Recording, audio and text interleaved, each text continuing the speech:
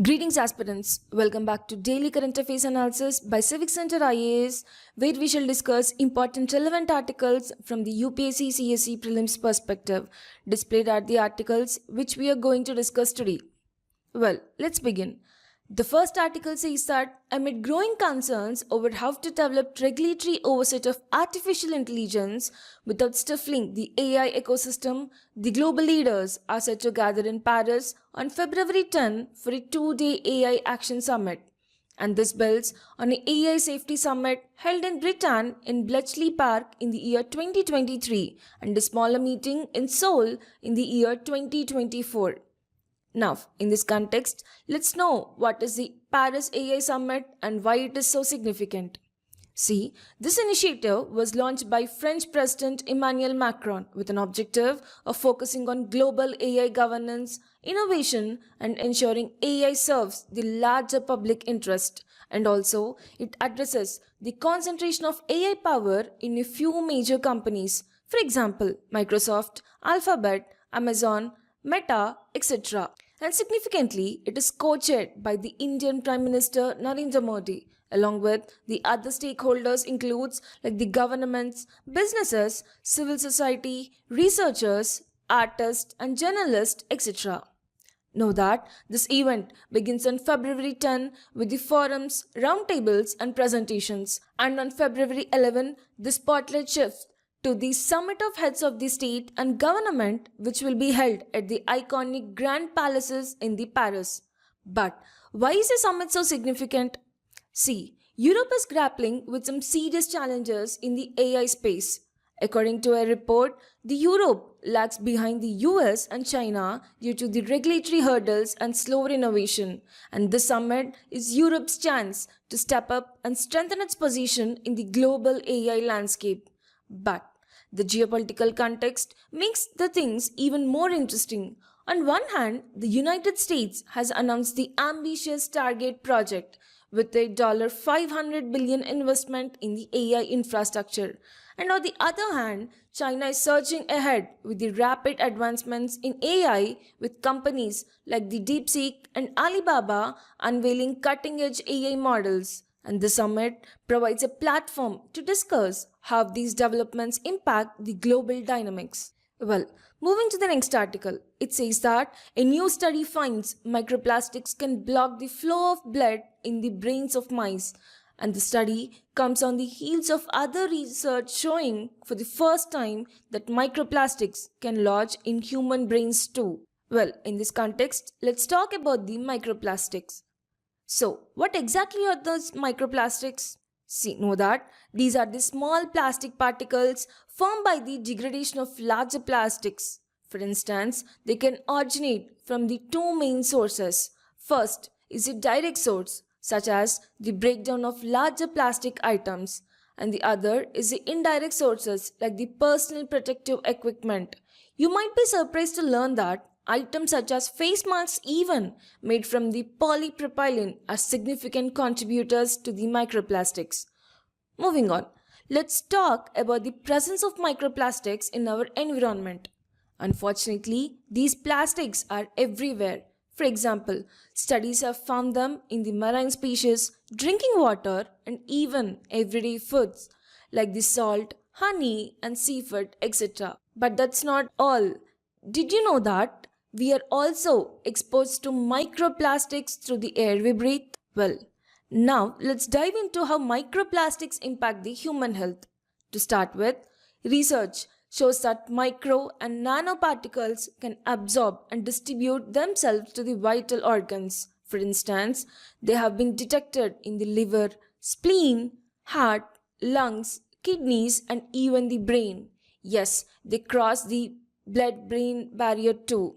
In addition, they can affect the reproductive organs as well. Further, beyond just distribution, these particles have several biological impacts. Firstly, they can disrupt both the endocrine and immune systems. Secondly, they negatively impact the mobility, reproduction, and development. Thirdly, there's even more potential for them to contribute to carcinogenesis. Addition to this, microplastics act as carriers for toxic substances. For example, they transport persistent organic pollutants and heavy metals, and these toxins can transfer to the food chain, moving from small invertebrates to higher trophic levels, eventually reaching the humans. Moving forward to the next article, the Ministry of Food Processing Industries, Government of India invites applications under the scheme for creation or expansion of food processing and preservation capacities of Pradhan Mantri Kisan Sampada Yojana, in short, the PMKSY, from the prospective entrepreneurs belonging to the general category for setting up of food processing units outside mega food parks and outside agro-processing clusters. Well, in this context, let's talk about the Pradhan Mantri Kisan Sampada Yojana. To begin with, PMKSY is an umbrella scheme introduced by the Ministry of Food Processing Industries, and it was approved by the Cabinet Committee on Economic Affairs in the year 2017 and later renamed as the Pradhan Mantri Kisan Sampada Yojana in the August 2017. What's interesting is that this scheme aligns with the 14th Finance Commission cycle and was designed to run from 2016 to 2020.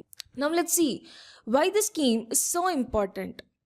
First of all, it offers a comprehensive package for the development of food processing infrastructure and efficient supply chains from the farm gate to the retail outlet. Secondly, it provides better returns to the farmers, reduces the agriculture wastage, and contributes to the goal of doubling farmers' income. Additionally, it creates substantial employment opportunities, particularly in the rural areas. And finally, it boosts the growth of India's food processing sector and promotes the export of processed foods. Now, moving on, let's look at the objectives of the scheme. See, the first objective is the creation of modern infrastructure, including the mega food parks, clusters, and individual processing units. Next, it focuses on developing effective linkages, connecting farmers, processors, and markets. And also, it prioritizes the development of robust supply chains, especially for perishable goods. And in essence, the scheme aims to create a seamless ecosystem for the agro-processing. But to achieve these objectives, the scheme comprises several key components. Let's start with the mega food parks. These parks provide large-scale processing facilities to foster a comprehensive food processing ecosystem. Next, there's the integrated cold chain and value addition infrastructure, and this includes the cold storage facilities and value-added infrastructure for perishables and also reducing spoilage and wastage of the food. Another important component is the creation or expansion of food processing and preservation capacities, as this focuses on setting up new food processing units and enhancing the capacity of the existing ones. Then, we also have the agro-processing clusters, which are specialized clusters developed to ensure efficient food processing. In addition, the scheme strengthens backward and forward linkages connecting the farmers, processor, and the markets. It also emphasizes food safety and quality assurance infrastructure, ensuring high standards for the processed foods. Moreover, there's a focus on human resources and institutions, such as with the skill development and institutional support for the food processing sector. Finally, the Operation Greens, which is a newer initiative, aims to stabilize the availability and prices of perishable commodities like tomatoes, onions, and potatoes. Now, moving to the next article, it says that how are everyday stove lighters able to make electric sparks? Let's understand what are the electric sparks and piezoelectric materials. First, let's talk about the electric sparks. By definition, an electric spark occurs when an electric charge travels through the air between the 2 points. One point has a surplus of electrons, making it negative, while the other has a deficiency of electrons, making it positive. So, how does this work? See, when there's a large disparity in electron quantities between these 2 points, the electrons attempt to equalize by moving from the surplus to the deficiency. And if there's no conductor like a wire present, the electrons jump through the air, creating a visible spark. A perfect example of this is the spark generated when you use a stove lighter to ignite the cooking gas. Now, let's explore the role of piezoelectric materials. Simply put, the piezoelectric materials are substances that generate an electric charge in response to the mechanical pressure. And what makes them unique is their atomic structure, where positive and negative ions are alternately arranged. And when the pressure is applied to these materials, the ion shift, creating an imbalance of charges, a surplus at one end and a deficiency at the other end. And this behavior is similar to how a battery works. See, in the case of stove lighters, these materials generate the spark needed to ignite the gas. When you press the lighter, the mechanical pressure is applied to the piezoelectric material, releasing a burst of electrons which creates the spark. Interestingly, the electric sparks aren't just limited to the stove lighters. Take lightning for example. In lightning, the clouds accumulate a charge through the friction. Once the charge difference between the clouds and the ground becomes too great, electrons discharge, creating a flash of lightning. While lightning happens on a massive scale, the process is conceptually similar to the small sparks generated by the piezoelectric devices like the stove lighters. Now, let's bring this back to the daily life. See, stove lighters are one of the most common applications of the piezoelectric materials. When you press the lighter, the mechanical pressure on the piezoelectric material releases the electrons, creating the spark that ignites the cooking gas. However, it's important to handle these lighters with care since they generate high-intensity sparks. Keeping them clean and avoiding rough handling will ensure they function properly and last longer. Now, the next article says that a scene from the trailer of upcoming Bollywood film Chava, based on the life of Maratha ruler Chhatrapati Sambhaji Maharaj, has led to the controversy in Maharashtra. Chhatrapati Sambhaji Maharaj was the son of the Chhatrapati Shivaji Maharaj, the founder of the Maratha Empire. As the actor Vicky Kaushal, who portrays the king, is seen performing the legend folk dance alongside the actress Rashmika Mandana, who plays Sambhaji's wife Maharani Yashobai in the film. And with this, many criticized the scene after the trailer was released last week. Now in this context, let's talk about the legend folk dance and Chhatrapati Sambhaji Maharaj. Let's start by understanding what legend folk dance is. See, know that the legend is a traditional folk dance and physical exercise that holds great significance in Maharashtra's cultural heritage. It is often performed during festival occasions like the Ganesh Chaturthi or marriage processions, adding vibrant energy to the celebrations. The dance involves rhythmic swinging of a small mallet which produces a distinct sound, and typically it is accompanied by a drum like the dole or dalgi.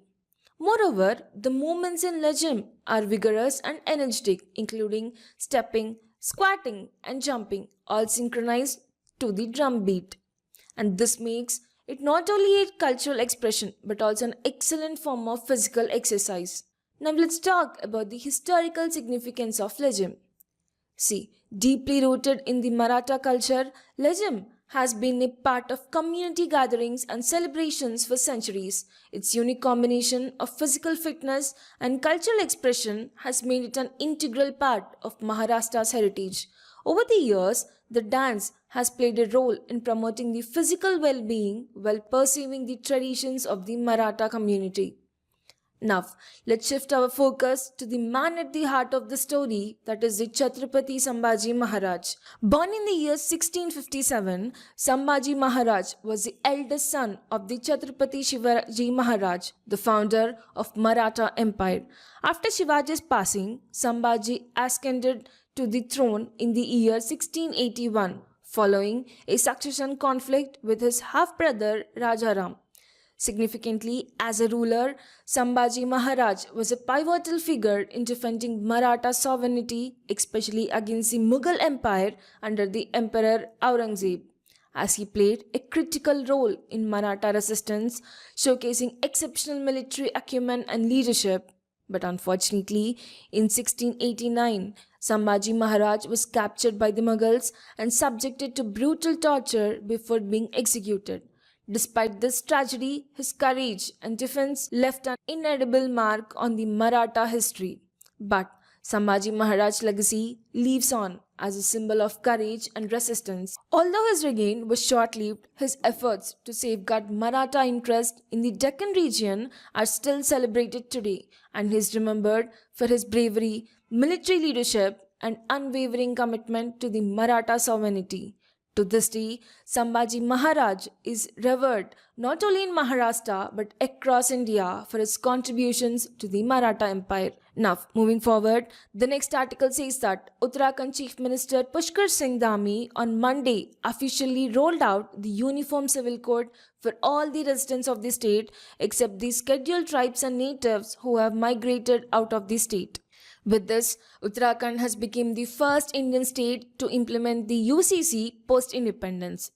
Well, in this context, let's know about the Uniform Civil Code. In simple terms, the UCC is a proposed set of laws designed to replace the diverse personal laws that currently govern various communities in India. Instead of these community-specific laws, the UCC aims to establish a single set of rules applicable to all citizens regardless of their religion. The concept of UCC is derived from the Article 44 of the Indian Constitution, which states that the government shall endeavour to secure a uniform civil code for the citizens across the country. And it's important to note that Article 44 is part of Directive Principles of State Policy, and these principles are not legally enforceable but serve as a guide for the state to formulate the policies. Now let's see why the UCC is so significant. Some supporters of the UCC argue that it is a step toward promoting the national integration and ensuring gender justice. By creating the uniformity in laws, it seeks to eliminate discrimination in matters such as the marriage, divorce, inheritance, and adoption. However, not everyone agrees. Critics of the UCC see it as a potential threat to the religious freedom and cultural diversity, which are hallmarks of the India's pluralistic society. Interestingly, the idea of Uniform Civil Code is not entirely new, as Goa remains the only state in India that has a UCC in the form of Goa Civil Code, and this law was inherited from the Portuguese rule which was retained after Goa's liberation in the year 1961. But in rest of India, personal laws differ based on religious or community identity, and this has made the implementation of a uniform civil code a topic of debate for decades. And now, the Uttarakhand has taken the bold step of becoming the first state to implement the UCC post-independence. Now moving to the next article, it says that following a reported outbreak of Guillain-Barré syndrome, a rare neurological disorder in Pune with 73 cases so far, the Union Health Ministry has now sent a team to the city to assess the situation. So in this context, let's know about the Guillain-Barré syndrome. To start with, this syndrome is a rare autoimmune neurological disorder. Essentially, the immune system mistakenly attacks the body's peripheral nerves, leading to the muscle weakness and in severe cases, the paralysis. In terms of incidence, the GBS, that is the Guillain-Barré syndrome, affects around 1 to 2 people per 1 lakh population and is more commonly seen in adults and males. Now, let's talk about the causes. Know that the GBS is often triggered by infections, either viral or bacterial. One of the most common risk factors is an infection caused by the Campylobacter jejuni, which leads to the gastroenteritis with symptoms like nausea, vomiting, and diarrhea. And also, the other potential triggers include the flu, cytomegalovirus, Epstein-Barr virus, and Zika virus. So, how exactly does this Guillain-Barré syndrome affect the body? In simple terms, the immune system attacks the myelin sheath, which is a fatty layer surrounding the nerve cells. As a result, the nerve's ability to send signals is impaired. Since the syndrome primarily affects the peripheral nervous system, it impacts functions like the muscle movement, temperature regulation, touch, and the pain sensations. And the symptoms includes, initially, you might notice tingling and weakness in the feet and legs, which can spread to the upper body, arms, and even the face. And the key symptoms include a pins and needles feeling in the toes, fingers, ankles, or wrist, and also pain in the legs and back, difficulty with basic activities like walking, climbing stairs, or moving the face. And in some cases, the double vision can also occur. In severe conditions, it may lead to paralysis in the legs, arms, or face, weakness in the chest muscles, making breathing difficulty, problems with speaking and swallowing also. And most alarmingly, it can cause life-threatening complications if the autonomic nervous system, which controls blood pressure and heart rate, is affected. But how GBS is treated and how do people get recovered? See, the main treatments includes plasma exchange, also known as plasmapheresis, and this involves removing and treating plasma to eliminate the harmful antibodies attacking the nerves. The other is the intravenous immunoglobulin therapy, and here the specific proteins are introduced in the body to neutralize harmful antibodies and reduce the immune attacks. Unfortunately, there's no cure for the GBS, but most patients recover nearly fully with the timely treatment. However, it's important to know that recovery can take a prolonged period and may vary from person to person. Well, moving to the next article, it says that amid negotiations between India and Indonesia for the sale of BrahMos supersonic cruise missile systems, the Chief of Staff of the Indonesian Navy visited BrahMos Aerospace Private Limited on Monday and they exchanged ideas and insights on further strengthening bilateral cooperation in the area of defense and strategy. Well, in this context, let's talk about the BrahMos missile. Interestingly, the BrahMos missile gets its name from the Brahmaputra River in India and Moscow River in Russia, and it is jointly designed, developed and produced by the BrahMos Aerospace, a collaboration between India's DRDO and Russia's Machino-Storenia. Further, the missile has been operational since the year 2005 for the Indian Navy and 2007 for the Indian Army. But what makes it special is its versatility and cutting-edge design. Let's take a closer look at its design.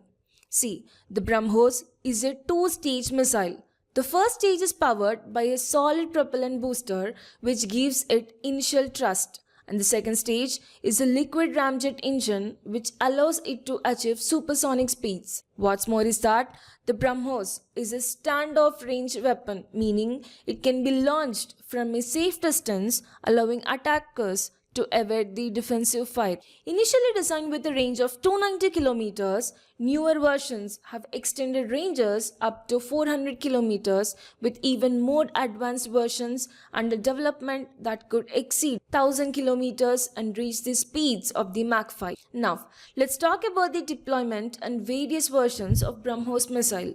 First, the land-based version. This version is deployed on mobile autonomous launchers with each unit carrying 3 missiles. Currently, it has a range of 400 km and a speed of Mach 2.8. Further, the upgrades are in progress, which will extend the range beyond 1000 km and increase the speed to Mach 5. Next is the ship-based version. Inducted into the Indian Navy in the year 2005, this version can target threats beyond the radar horizon. It can be launched as a single missile or in salvos of up to 8 missiles with intervals of just 2.5 seconds. Its key features is its ability to neutralize groups of frigates, even those with the advanced missile defense systems. Now, let's move to the air-launched versions. First tested in the year 2017, this version was launched from a Sukhoi 30 Mk1 fighter jet, successfully hitting a sea target. The Sukhoi 30s, equipped with BrahMos, have a range of 1500 km without mid-air refueling, making them a key strategic asset along the land borders and also in the Indian Ocean region. Plans are already underway to integrate the BrahMos missile with the 40 Sukhoi 30 jets. Finally, the submarine-launched version.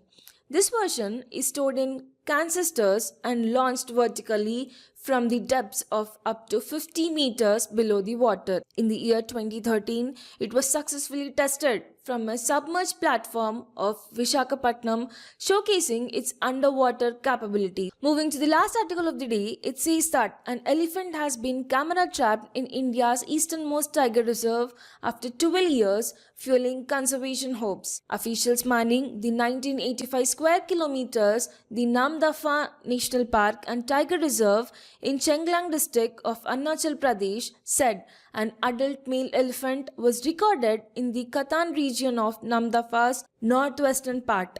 In this context, let's talk about the Namdapha National Park and Tiger Reserve. Know that the Namdapha National Park and Tiger Reserve is located in the Changlang district of the Arunachal Pradesh.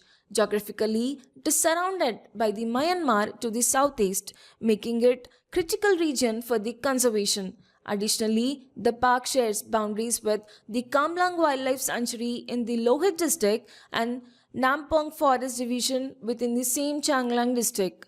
What's truly remarkable is that Namdapha lies at the junction of two significant biogeographic regions, that is the Indian subcontinent biogeographic region and the Indo-China biogeographic region. In terms of physical features, the park's the park's altitude ranges from 200 meters to 4,571 meters, with the highest point being the Dafabam. The Namdapha River, originating from this peak, flows north to south and eventually meets the Nova Dehing River, which is a tributary of Brahmaputra River. Furthermore, the park is nestled between the Dafabam Ridge of the Mishmi Hills and the Patkai Ranges, creating a stunning and diverse landscape. Namdapha is also a treasure trove of vegetation, as the park encompasses several biomes including the tropical evergreen forest, moist deciduous forest, subtropical forest, temperate forest and alpine vegetation.